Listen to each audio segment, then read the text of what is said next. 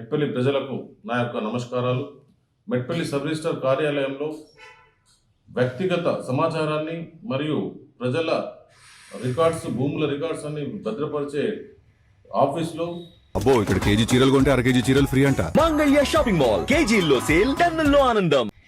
ఆఫీస్కు సంబంధించిన వారు తమ పిల్లలకు ఆట వస్తువుల్లాగా ఉపయోగించి ఈ కంప్యూటర్లను ఇవ్వడం కరెక్ట్ కాదని ప్రజలు, హక్కుల కార్యకర్తలు ఆగ్రహం వ్యక్తం చేస్తున్నారు.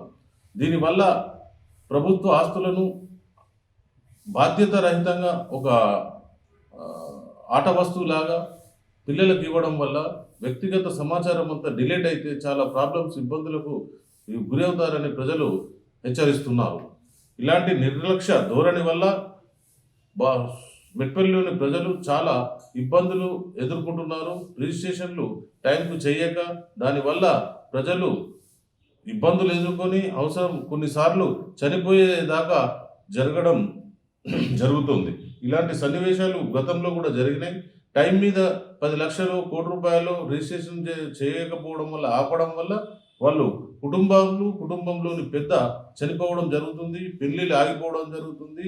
ఇలాంటి సందర్భాలు, కోకొల్లలు నేను ప్రత్యక్షంగా ఏదైతే పై అధికారులు చర్యలు తీసుకొని యాక్షన్ తీసుకుంటారో నేను ఈ సాక్ష్యాధారాలతో పూర్తిగా వారి ముందర పెట్టడం జరుగుతుంది.